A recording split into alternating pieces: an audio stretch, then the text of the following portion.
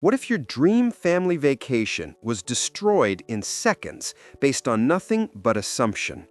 And what if a massive technical failure exposed that the real problem wasn't you at all? This is the story of the Okonkwo family, Nigerian immigrants who'd been living in America for 12 years, a mother, father, and 3 kids who saved for 2 years to afford a trip to Disney World. And on the morning they were supposed to leave, they were stopped at airport security and accused of something so outrageous it would spark a federal investigation. But here's the twist that changes everything. Imagine you're standing in line at TSA. Your bags are packed perfectly. You've triple-checked the rules. You removed your laptops, your liquids are in approved containers, you're wearing slip-on shoes. You've done everything right because you know that when you look like you do, you can't afford a single mistake.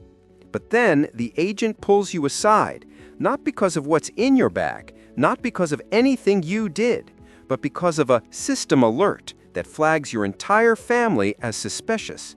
For 2 hours, the Okonkwo family was detained, questioned, and humiliated while hundreds of passengers watched.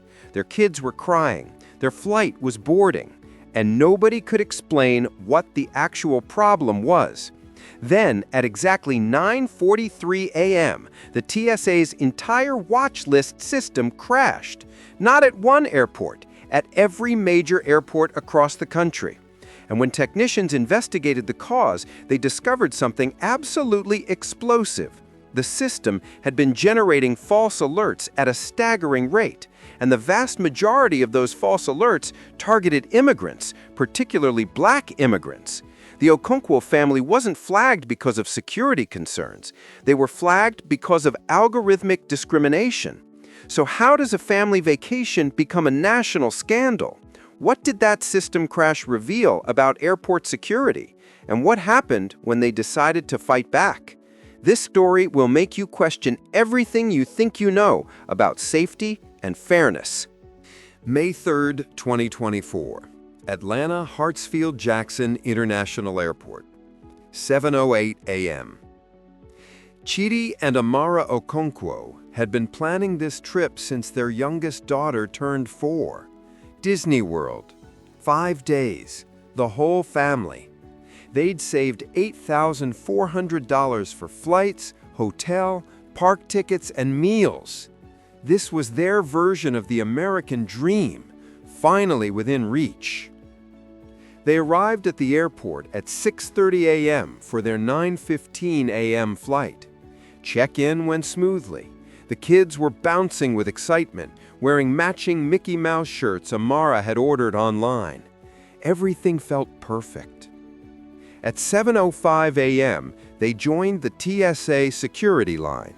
It was long, as expected for a Friday morning, but moving steadily. Chidi reviewed the rules with the kids one more time. Shoes off, tablets out, stay together. They reached the document check station at 7:08 a.m.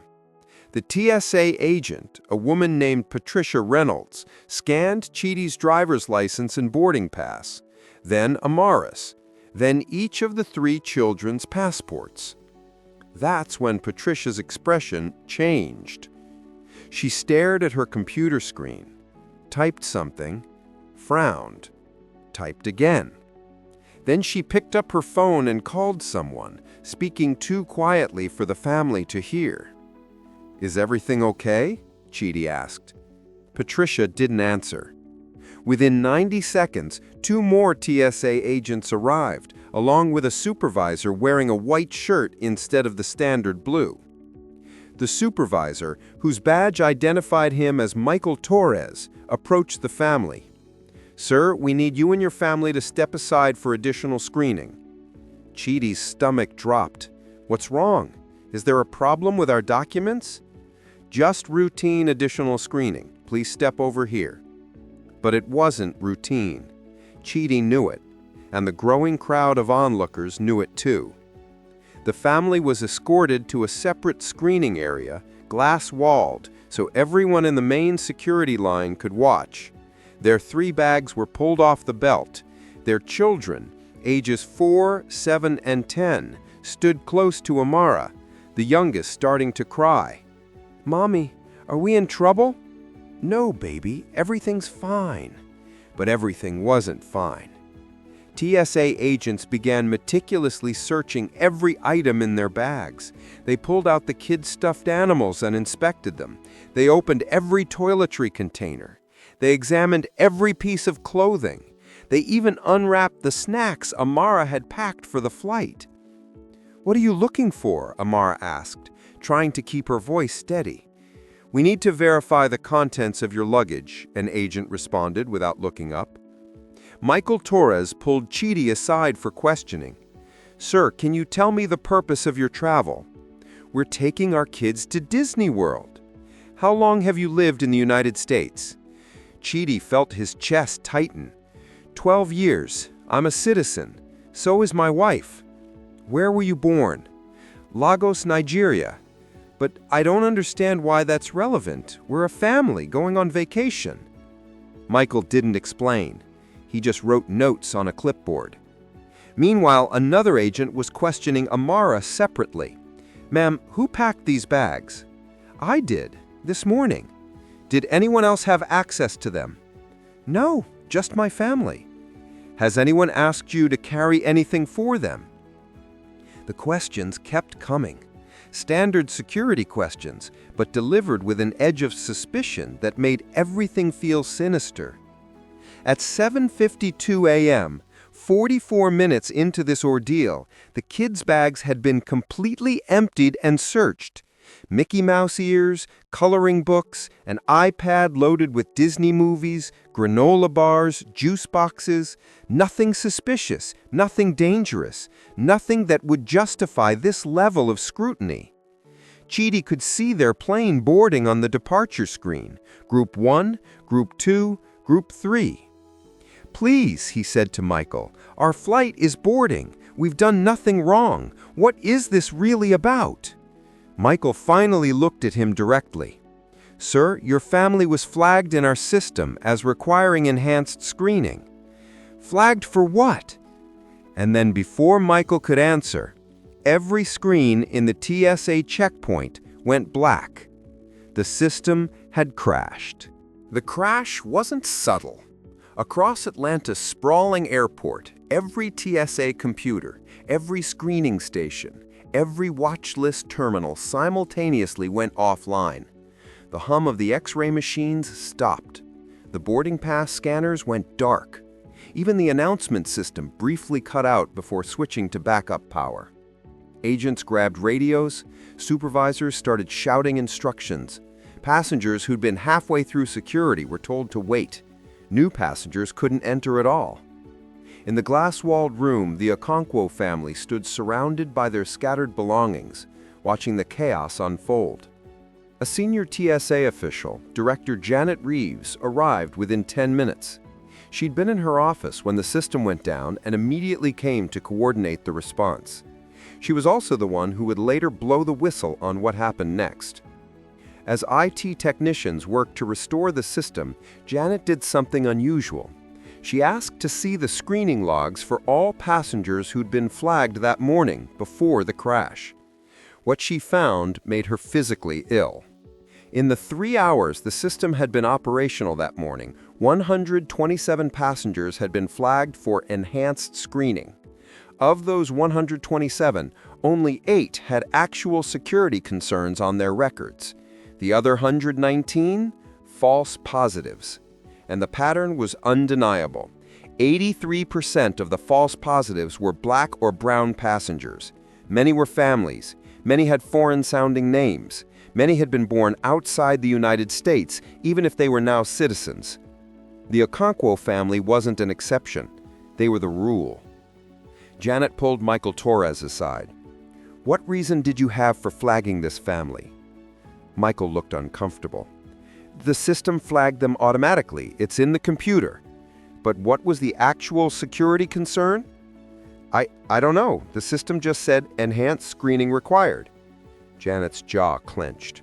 She'd been warning about this for months. The TSA had implemented a new automated watch list system designed to use AI to predict security threats. But like so many algorithmic systems, it had been trained on biased data and was now perpetuating discrimination at scale. She walked over to the Okonkwo family. "Mr. and Mrs. Okonkwo, I owe you an apology. There is no legitimate security reason for your detention. You've been subject to a system error that we're going to investigate thoroughly." Chidi felt anger and relief colliding. "A system error? We've been held here for over an hour. Our kids are traumatized. We're about to miss our flight, and you're calling it a system error?" "I understand your frustration, and I'm not minimizing what happened, but I want you to know that I'm documenting everything, and this is going to be reported." Amara's voice was shaking. "We did everything right. We followed every rule. We've never been in trouble, and we were still treated like criminals, in front of everyone, in front of our children." Their 10-year-old son spoke up, his voice small. "Dad, why did they think we were bad people?" The question hung in the air like an accusation. By 9:05 a.m., the system was partially restored. Janet personally escorted the family through security, bypassing the remaining line. She arranged for them to be booked on the next flight to Orlando, leaving at 11:30 a.m. She provided vouchers for breakfast and a written incident report. But the damage was done. The kids were quiet, the excitement was gone. And Chidi knew this was a conversation they'd be having for years. That evening, Janet Reeves filed a formal complaint with TSA headquarters about the automated screening system. She included the data from that morning's crash: 119 false positives, 83% targeting people of color, families with children traumatized, no legitimate security value. Her report was leaked to the press within 48 hours. The story exploded. Here's what you need to know about what happened next. The Okonkwo family's story became the face of a nationwide investigation into TSA's automated screening systems.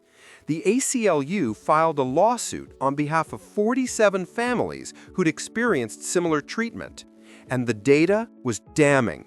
Over 6 months, the system had generated over 12,000 false alerts, with black and brown passengers flagged at rates up to 8 times higher than white passengers.